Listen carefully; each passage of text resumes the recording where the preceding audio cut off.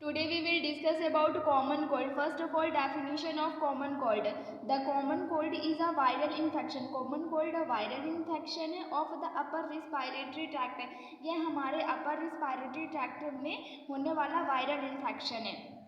It usually last approx 7 days और ये 7 दिनों के लिए होता है common cold. Associated with a number of viruses. Virus की वजह से कॉमन कोल्ड होता है, जैसे कि for example rhino viruses, para influenza viruses. ये वायरस रिस्पॉन्सिबल रहते हैं कॉमन कोल्ड के लिए. It is also known as a coryza. इसे कोराइजा भी कहते हैं. टोटल मीनिंग हो जाएगा कॉमन कोल्ड का, ये अपर रिस्पायरेटरी ट्रैक्ट का वायरल इन्फेक्शन है जो 7 दिनों तक रहता है, वायरस की वजह से होता है. जैसे कि rhino virus, para influenza virus की वजह से कॉमन कोल्ड होता है. Now we will discuss about risk factors which is responsible for common cold. Age.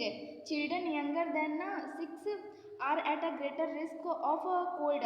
जो बच्चे 6 साल से कम उम्र के रहते हैं उनको ज़्यादा रिस्क रहता है कॉमन कोल्ड होने का. Weakened immune system. जिनका इम्यून सिस्टम वीक रहता है उनको कॉमन कोल्ड हो सकता है. Time of year. Both children and adult are more susceptible to cold. Winter के टाइम पे कोल्ड होने की चांसेस, कोल्ड होने का रिस्क ज़्यादा रहता है. स्मोकिंग. जो पर्सन स्मोकिंग करते हैं उनको कोल्ड होने का रिस्क ज़्यादा रहता है. Viral infection. एडिनो वायरस की वजह से कॉमन कोल्ड हो सकता है. इंट्रो वायरस की वजह से कॉमन कोल्ड हो सकता है. Rhino virus 30 to 35% of cold. 30 to 35% common cold rhino virus की वजह से होता है. Paramyxo virus can cause common cold. Echo virus can cause common cold. These are the risk factors which can cause common cold. Now we will discuss about modes of a transmission of common cold. Common cold कैसे फैलता है? Spread from person to person. ये person to person फैलता है. Usually from nasal secretion. Nasal secretion के through spread होता है common cold. And from fingers of affected person. Affected person के फिंगर से स्प्रेड होता है. Viruses can last up to 5 hours on the skin and hard surface. 5 hours तक viruses present होते हैं.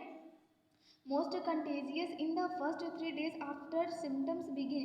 किसी पर्सन में कॉमन कोल्ड होने के बाद फर्स्ट के जो 3 days रहते हैं सिम्टम्स अपेयर होने के बाद, वो सबसे ज़्यादा इन्फेक्शियस रहते हैं. This is the mode of transmission of common cold. Now we will discuss about clinical manifestation in case of a common cold. Common cold होने में पर्सन में कौन कौन से साइन एंड सिम्टम्स देखने को मिलेंगे? नेजल सिक्रेशन क्लियर और वाटरी नेजल सिक्रेशन होगा.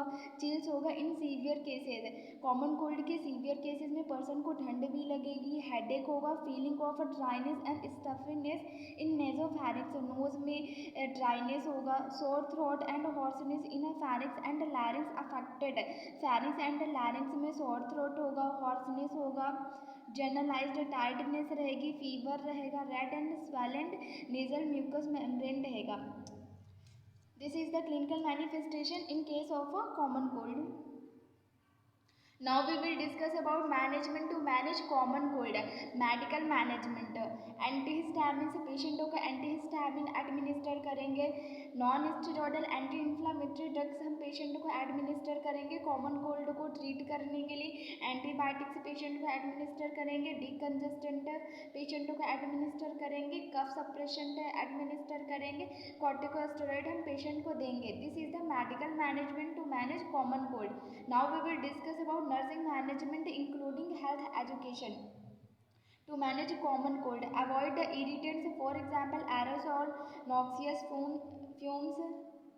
अवॉइड करेंगे इरिटेंट्स को, जैसे कि एरोसॉल, नॉक्सियस फ्यूम्स हो गए.